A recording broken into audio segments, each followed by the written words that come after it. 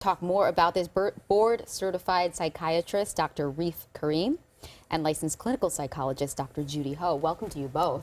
Thank you. Thank you. So Bobby and I have just been talking about, it was so clear, even just hours after the attack happened, whether you were for or against gun control, whether you were for and against religious freedom, pro-Muslim, anti-Muslim, this has really divided families, and people are unfriending each other. Split friends apart, yeah. Yeah. Right, and it's one way for them to gain control over a situation that they ultimately really don't have control of.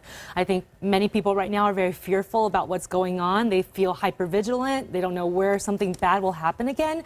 And so getting divisive on these issues is one of their ways of talking back and trying to do something, but clearly they're actually just pushing away support networks that could actually be really useful in times like this. We really need to be close to our loved ones. Right. It's interesting because people used to go to coffee shops and, you know, they would sit there and they argue with their friends or debate or what you will, and they kind of sort of hash it all out. Sit on the front Here you are, porch. you got these small little characters, you say one thing, something angers you, and automatically the first thing you do is you fire something off. I don't like what you said, and I retort, and then it turns into a huge argument, and then you have people who are just like uncoupling. People are hyper vigilant right now. They don't know what to do with their emotions. This has hit home. It's very easy to have a culprit, to have an enemy, to say, oh yeah, it's those guys over there.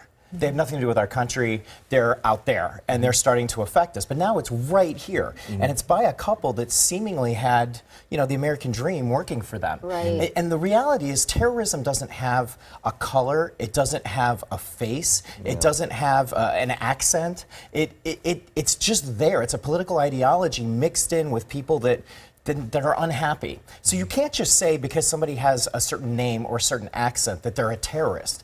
So we don't have an explanation for it. And when you don't have an explanation, you start running around with all of these emotions trying to figure out what to do. And we can't do anything at this point as an individual. So that's where people are turning on each other because we don't have an explanation. It's right after 9/11, I was in New York, and there was this overwhelming sense that we were all united. We were in this together, and we were going to get through this together. And there wasn't any of this acrimony. Of course, social media wasn't as popular as it is today, but I didn't feel any kind of acrimony that I feel now. Is it because these mass shootings are becoming far too common, and people are just fed up and angry and probably scared, I would assume? Well, we've had more mass shootings this year already than in the days of the year. So we've had, I believe, more than 355 mass shootings already. And that is something that is very different from even 9/11, where we were just talking about the fact that it's us versus them. That mentality was nice enough so that we can be united as a group. Now we don't know what it looks like anymore. It could be from people who yesterday you just threw a baby shower for, which is sort of the claim about this father. Right. You know, he was treated pretty fairly by his friends and employees, and then he turned.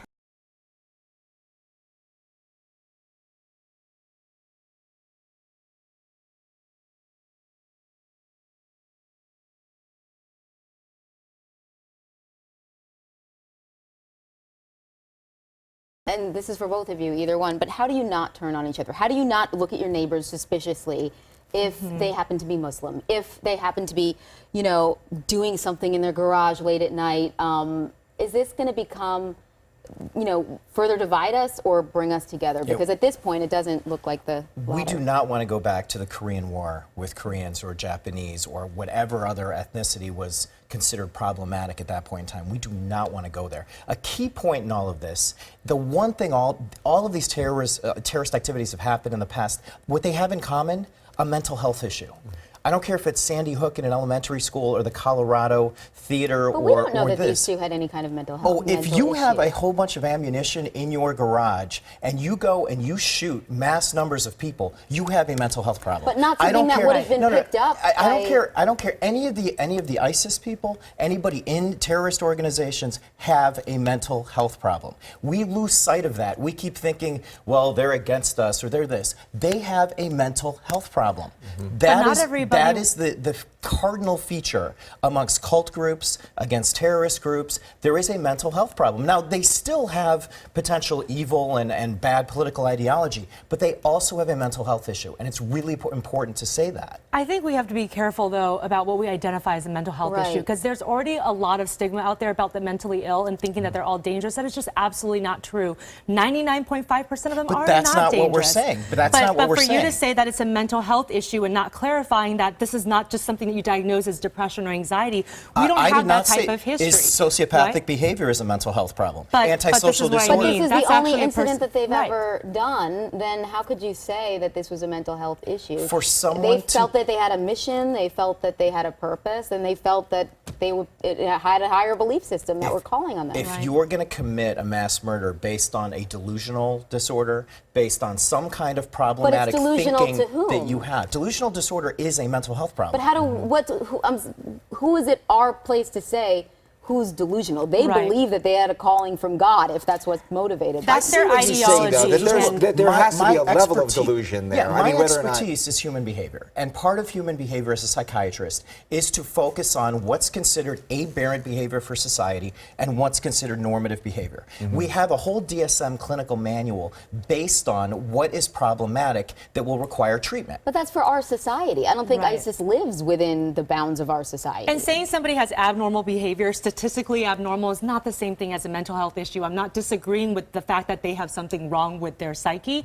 but that is different from saying somebody has mental health issues, that's what's in common, this is what makes people violent. I'm very afraid of putting that type of knowledge out there because it's simply untrue. I think clearly these people are not thinking straight. Absolutely true. They are not thinking straight. Right, they're not And thinking straight, but they that's are not the not same thinking thing as a mental straight health issue. with a sociopathic problem. You do not carry that much ammunition in your garage, go out plenty of in a people have predetermined ammunition way in their garage to like go. that. Have you Not been that to there- London? Have you Burn seen it. their garage? Not No thousands way. Not No thousands way. of Right. bullets. Not that garage. And we I don't know, know for I sure know that a lot of there's- people that do stockpile ammunition, but I don't think that's with the intent to go about and in a predetermined way shoot a mass number of people, you have a mental health so problem. then everyone in the criminal justice system, anyone that's been convicted of murder or Did we or just say attempted everybody murder, in the criminal justice but system they is had a carrying motive that much and ammunition they that's wanna going out kill to some- mass but murder by your people? definition, would No, that would I'm be a talking mental- about this specific case and mass murder cases like this. but That not is what I'm talking about. Not a single homicide.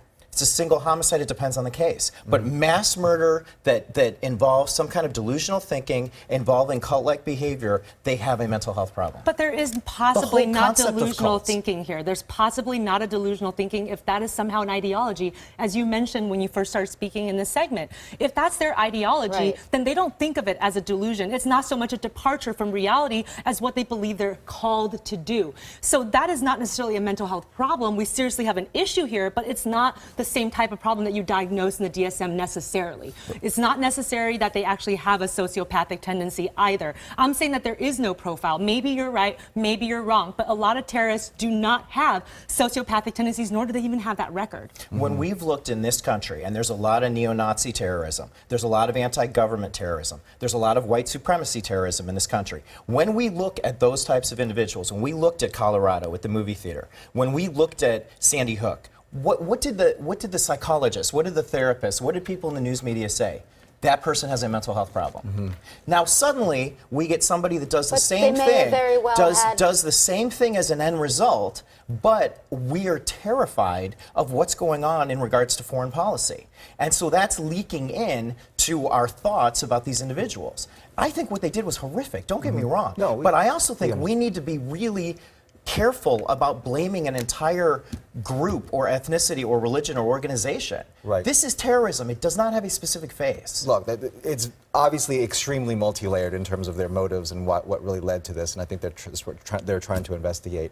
This took an interesting turn. Yes, it did. We'll have to have you But back. we have to have you both to back, talk definitely more. talk about this. I'm sure as we learn more about what happened here, there'll be a lot more questions. But your Yeah, advice no. for me, unfriend, right?